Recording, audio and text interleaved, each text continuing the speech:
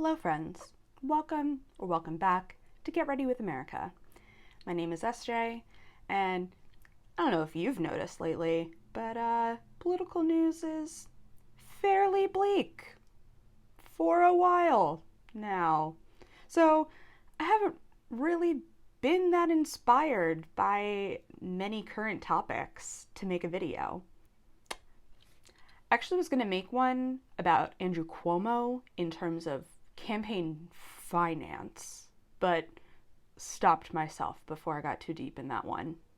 You're welcome. Because I still wanted to put something up this week, I decided to do a Q&A with my patrons. I asked them all for burning questions that they have about politics, elections, and my experiences, and I'm really excited to share some of those answers with you during a real casual makeup and answers sesh. If you would like to ask me questions in a future video, you can become a patron as well. Check out the link to my Patreon down in the description box. And while you're down there, please give this video a like and subscribe to the channel if you haven't done so already. Alyssa, who created the hella rad outro music that's on all of my videos, actually asked for some general makeup on a budget advice. So for this video, my makeup theme is actually using some of my favorite affordable or cheaply obtained makeup and talking about it while I'm putting it on. Let's get into it. For foundation today, I am using the Maybelline Matte and Poreless foundation. This stuff is so cheap, but it's so amazing, and their shade range is amazing, and basically anything from the Fit Me collection is absolutely worth it. My other big tip for getting affordable makeup is to actually get the rewards from CVS. If you sign up for their rewards card, you get all kinds of coupons, and that's like from the different brands as well as just general like makeup money off all of your makeup purchase. And that's like essentially how I buy a lot of things. Christine, who helps me edit these videos at times, asked, is it true that the Millennials and Gen Z are overwhelmingly liberal? And what could that mean for the two-party system? I don't think it is so much that the generations are, those two generations specifically, are overwhelmingly liberal. I think it's more so that the scale has slid in a way on both sides of the political spectrum, where we are more liberal than our like liberal parents and grandparents. And then I think also on the other end, folks that are conservative are maybe more conservative than their conservative forefathers and mothers. I personally wish that we had more than a two-party system. I wish it was a lot more robust, but I also personally don't see it changing anytime soon, because at the end of the day, at least for now, the money all comes back to those two main pools, Democrats and Republicans, and it's less of like the ideology and more the whoever is like the institution. And so what I think is going to happen is that there's just still there's going to be on both sides more shifting as what the like prevailing ideology of the major party is.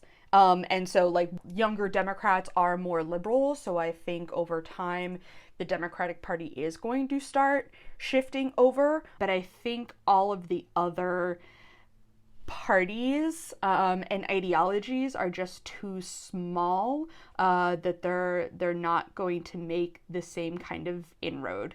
I think really just what's going to happen is the younger people are just going to replace who's in the party, and the party will update as new people take over, but that just means that then those people aren't going to go on and make their own party. I hope that makes sense. For concealer, I am using the e.l.f. 16-hour Camo Matte Concealer. Everything from e.l.f. is like super cheap, and 75% of it is incredible quality, but would highly recommend this concealer if you are looking for something more full coverage. This is the stuff. Margaret asked, in the context of now that the census numbers are out, would you rather work a challenging local campaign in a place with a sizable population gain or population loss? I love this question. I think it really depends on what the district looked like before and what it looks like now. Like, what was that change in the population? I would say I would be attracted to campaigns that have a sizable population change where the electorate has become more diverse and that could be like in any realm. It could be race, it could be age, it could be socioeconomic status, it could be party, just because it then gives a really good opportunity to figure out who does the electorate want representing them now.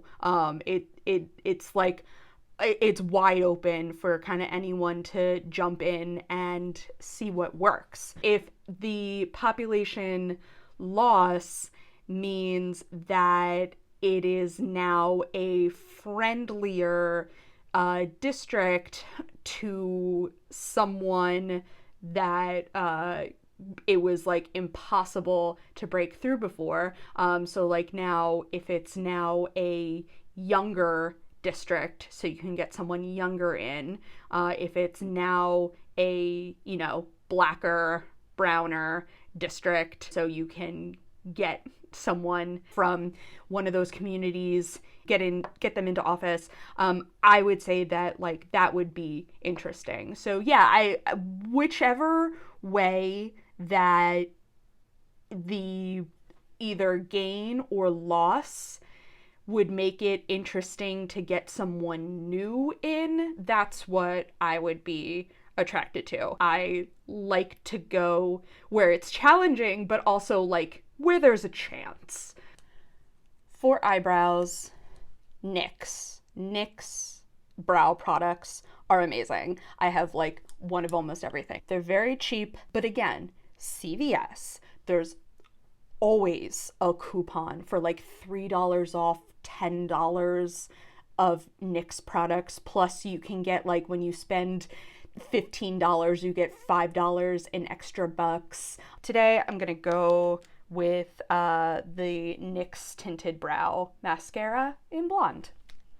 Claudia, one of my former Planned Parenthood colleagues, asked, what is my hot take on Roe, and if I agree with projections that it is gone as we know it? I feel like I go back and forth on this all the time. It really does seem like we are on a fast track for the Supreme Court to decide that Roe v. Wade is unconstitutional or whatever, and we do lose abortion access definitively across the country. It seems that way sometimes. I also feel like all of this stuff takes so long to actually do, and that's the way that our government is set up. Checks and balances, folks. And I think that there is the possibility that it could take so long for it to actually happen that there's then a change in the tide. We get a more favorable Supreme Court, or like just something happens and it just like it all just fades into the mist and nothing comes of it. I don't think that anything is going to come of it like in the next year. From my lips to God's ears. We'll see, but I don't think anything is going to happen very quickly, but I don't know. It could be. It very well could be, but it also might not. Might be okay. My go-to for very inexpensive eyeshadow palettes is definitely ColourPop. These are two of my absolute go-tos. So they have amazing mixes of these neutral palettes.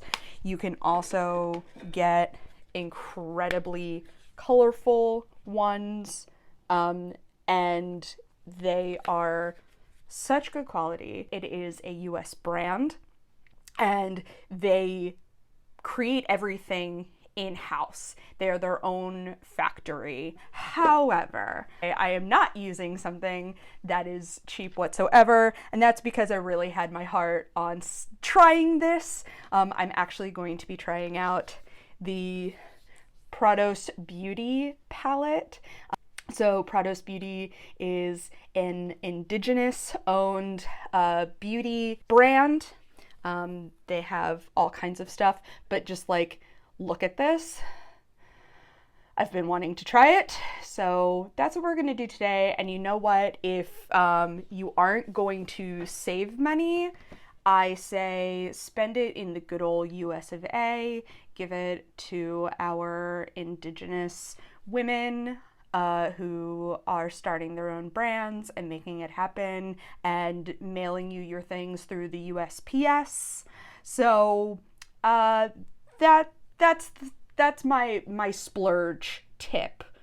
Be very, very picky about how and where you splurge. From Councilman Matt, what is the best way to keep volunteers and workers engaged and motivated on a campaign? This advice is not just for campaigns. A lot of this I pull from my experience working in nonprofits. You come to a campaign for the candidate.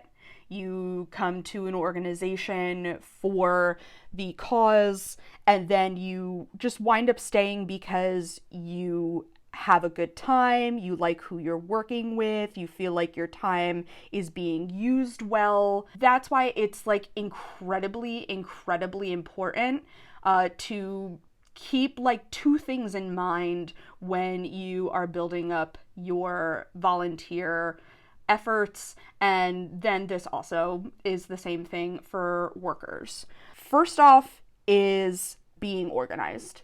If someone arrives and you have something for them to do, they can get started right away.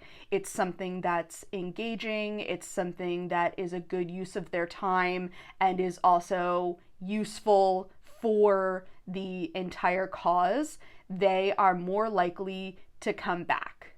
And then if you are giving them something to do frequently, regularly, like they always come in and they make phone calls, the easier that you make it for them to do that, where they know, I come in at this time, I go to this part of the office and I pick up my lists. I then go to this other part of the office and that's where I start making my phone calls. And this is how I do it all. And this is where the bathroom is. And this is where I can go get a snack. Like, when you make the process easy for them so that they can come in and their time is utilized and they feel useful, that's when they're gonna keep coming back. So I think that is incredibly important, having everything organized and ready to go and having a system so that the work can just happen,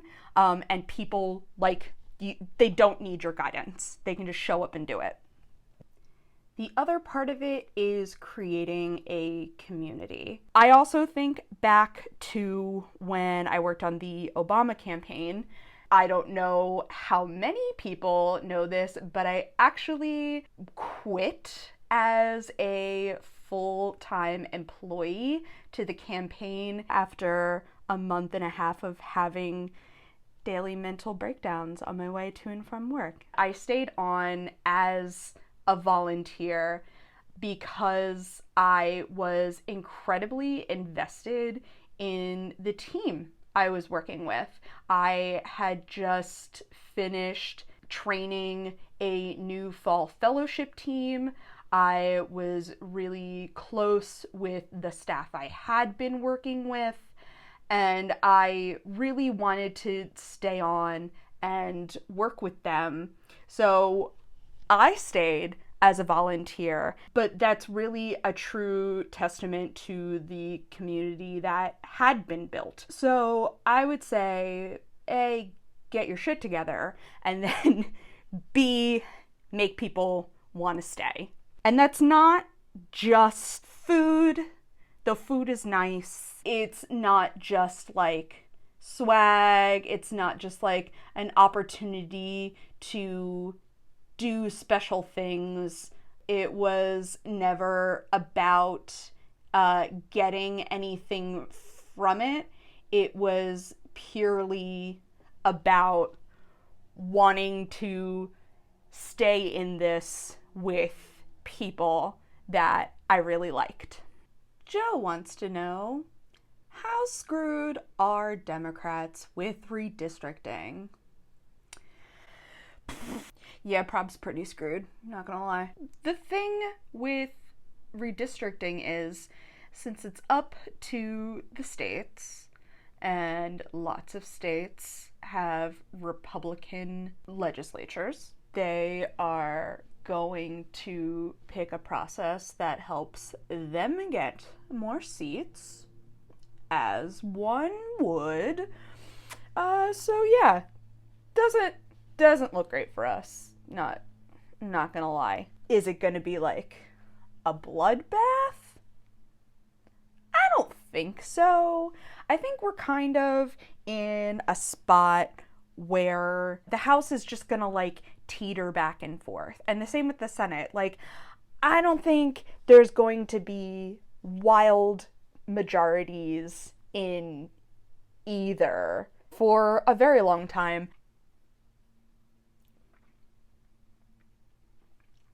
What else do I want to say about this? The active organizing advice I can give, if you are someone who is concerned about the redistricting process in your state, the thing that you can do to help try and get a fair process is to seek out organizations or efforts that are working on building coalitions that look to create a fair process. Organizations have been hiring state directors that are in charge of organizing the effort to lobby for certain redistricting measures, whether it's like a specific map, whether it's taking certain things into account. If you are interested in efforts that are trying to ensure that it is equitable and not gerrymandered to hell, then seek out organizations that could be part of these coalitions. Apologies that this is like mildly vague in trying to point you in the right direction without like having full knowledge myself. Just start Googling like redistricting your state, and see what comes up.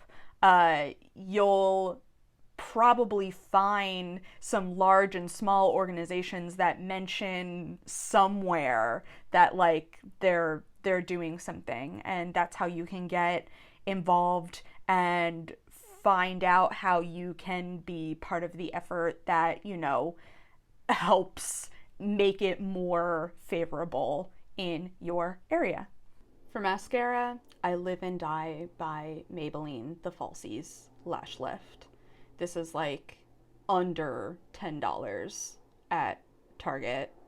So Christine also asked, do you foresee a future with paperless voting? And honestly, in the next like 50 years, no.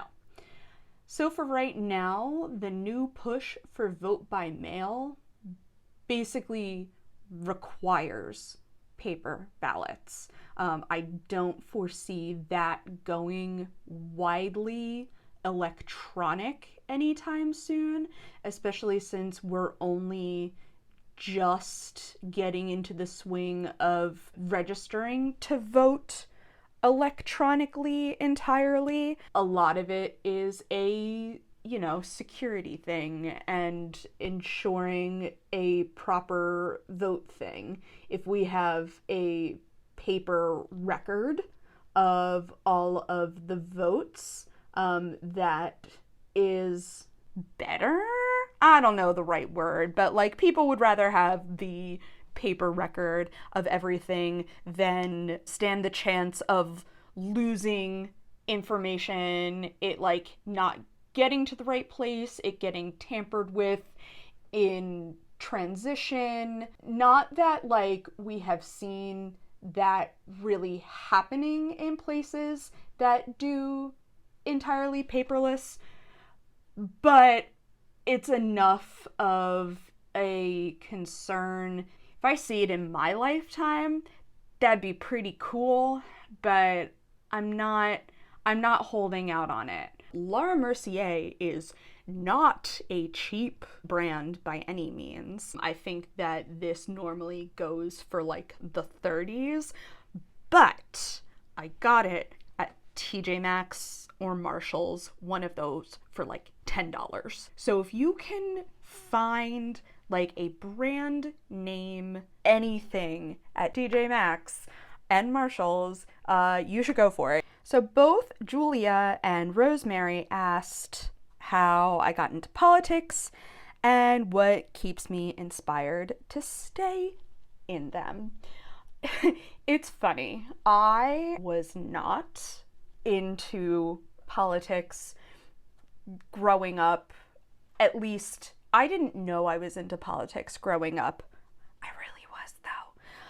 I came into it in college when I was with my best friend at Rowan. She was the president of the feminist club. She was trying to build a progressive coalition on campus, so of course was, courting the Democratic Club. And that's how I became friends with all of them. When it was coming to the end of the year and we were picking a new e-board, they really encouraged me to run for president of the club, and I got it. It was because people believed in me, and I was like, okay, because I had just transferred to a college in 2009 to go into print media. So I needed a new direction anyway. 2 options for bronzer. My definitive go-to all the time, and what I'll be using today, is the Butter Bronzer from Physicians Formula. It is on the more expensive end. It's like $13-ish, even at like Target. So it's a little more expensive, but my God, is it worth it? And usually I buy it like with coupons. If you do need something like truly cheap, Color Icon from Wet n Wild. This is like $4 and it's huge. If you need super cheap, very, very, very good. Okay, why do I keep going? My God. I ask myself that sometimes. I have been doing this since 2009. 2009 was my first campaign job. I was a campus organizer for the John Corzine campaign. And I, through the years, have made like the most valiant of efforts to get like a full-time permanent job, and was successful once. I had a spot at Planned Parenthood as a recruiter, and I could be there as long as I wanted, and I was doing a lot of great things in proximity to a lot of really amazing people, being part of bringing in people to do even more wonderful work. And I hated it. I hated doing it, and I wanted to go back to campaigns. I like got to a point, I had the thing that I always wanted, and I was like, yeah, no, it's always campaigns. It's always been campaigns. So I looked for a campaign job, and I found a campaign job on Bernie Sanders' campaign. I went there because the job that I was going to was my dream job. And I knew that Bernie Sanders was going to stay in for a very long time. So I knew I had a level of job security. And then Corona, but whatever, it's fine. When it was done, I didn't regret it. I didn't regret it at all. Like, I could still be at Planned Parenthood, and I don't regret it. I don't regret it at all. I'm really glad that I went back to what I wanted to do, and I'm really glad that last year I really worked to get another campaign job and to stick with it. And I'm really glad that I am now in the place where I'm like, this is what I love to do. It's what I'm going to do. And the reason I love doing it is because I really do feel strongly about getting people involved in the political process. Government affects everyone, and it is the place where you have an opportunity to do something about it. Like, you don't always have an opportunity to do something about your workplace. You don't have the opportunity always to do something about the ownership of your building. But government, like, that is where you can do something, and it doesn't always feel like it. And I think that's because we've just been like beaten down to feel like there's nothing we can do. And I want to change that. I want people to do something about it, because you can and you should. ColourPop also makes really bangin' blush. This is from their collection with Mulan. So you can't get any more, I'm so sorry, but they come out with new collections all the time. I'm sure that this exists still, just with another name. I think the other thing about campaigns for me specifically is that, so I originally was a theater major, if you couldn't tell. And so I am used to that building up to just this like one weekend of action, and then like you tear it all down and you move on to the next thing. That's been my life. So I think campaigns are like the same exact thing, where you're just like spending so much time and energy and learning one specific thing. It's oh my gosh, I literally just made this connection, like me learning an area, learning the voting rules, learning everything that I need to like be successful in this one specific place is like the same as learning my lines for this one script to recite them this one weekend. Highlighter. This is not so much on the like affordable end, but this is for investment in quality, and you're still not going to spend that much money. So Becca Cosmetics is going out of business next month. Their highlighters, literally like the best thing, gonna change your life. This is a mini, and right now they're on sale at like Sephora and Ulta and everywhere for $11. This much will last you for like years, so you really only need to get a little one. Matt asked me what non-political fictional character I would like to see run for office, and man, I just like didn't give myself enough time to think of a good answer to this question, but I still wanted to mention it because that's a really, really good question, and I need to think about it some more. Please put your answers down in the comments. Hi, Editing SJ here. It's taken me a while to come up with my answer to this question, but I'm confident. Sheriff Brody from Jaws obviously needs to run for mayor of Amity Island and oust that fool who likes to ignore shark problems. He has direct experience in figuring out there's a shark problem and taking care of the shark problem. This is a no-brainer, like especially after Jaws 2. And for lips, we're going with NYX, we're going with Butter Gloss. These are like $5.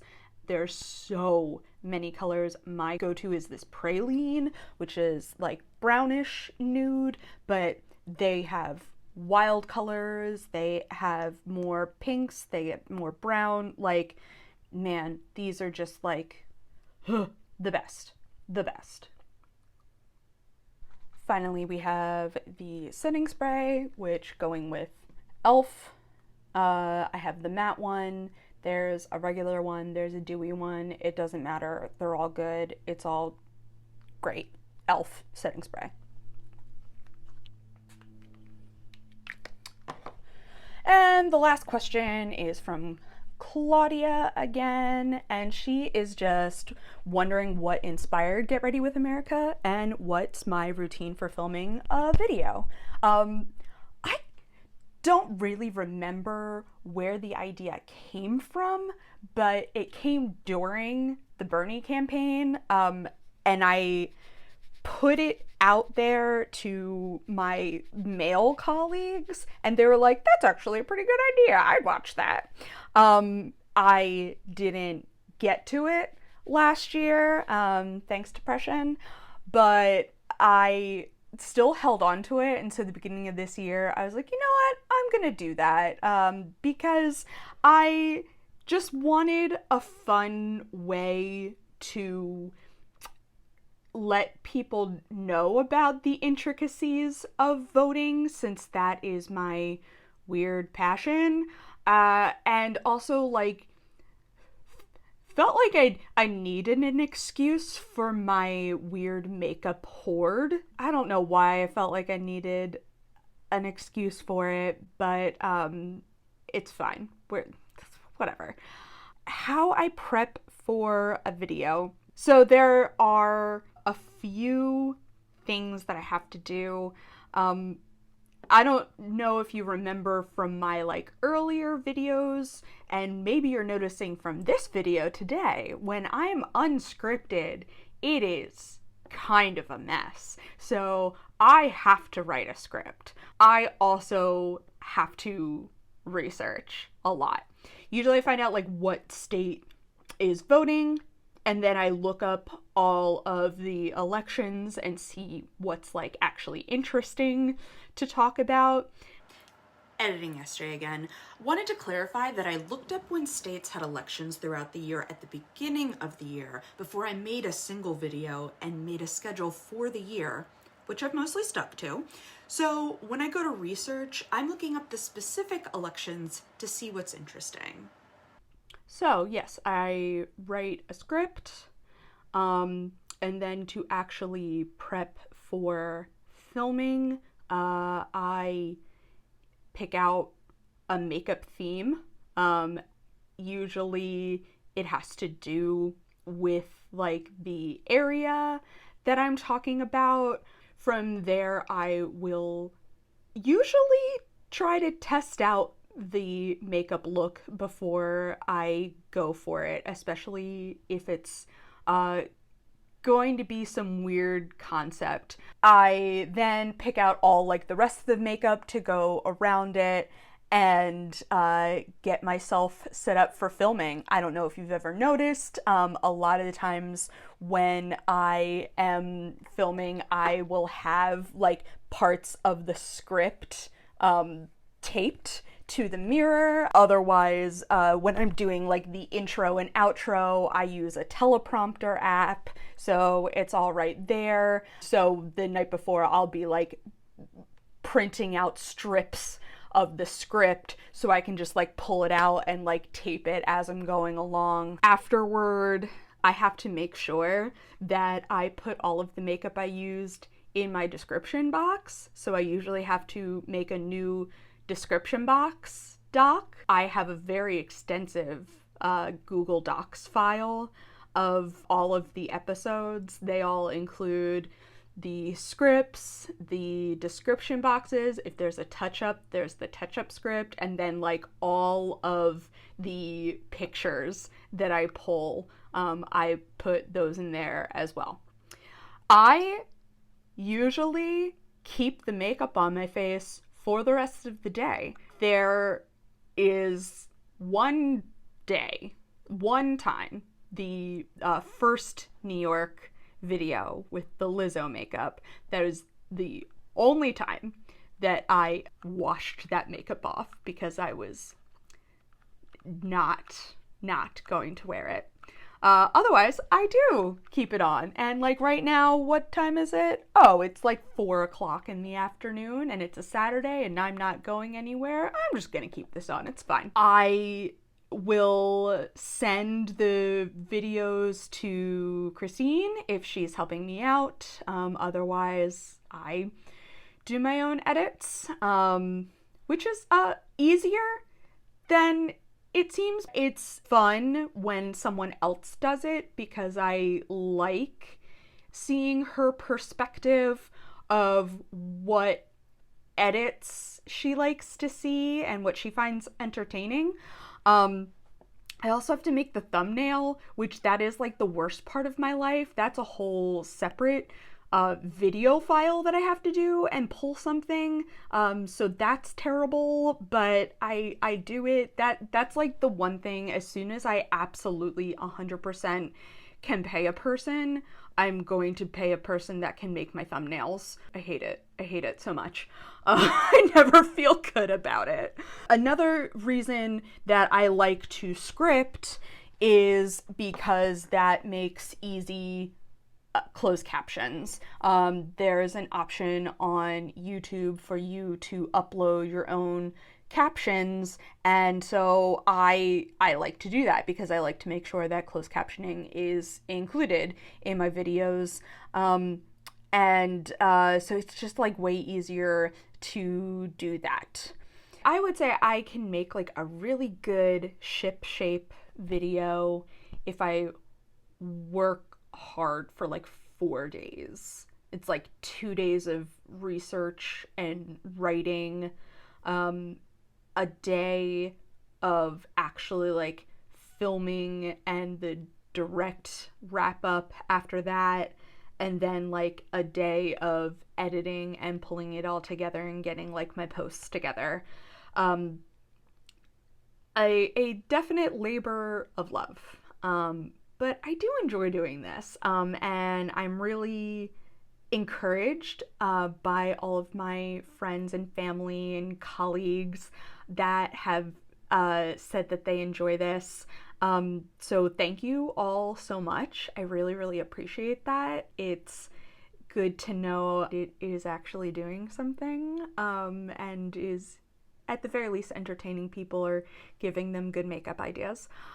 Okay, I did not write an outro. We're just going for it, kids.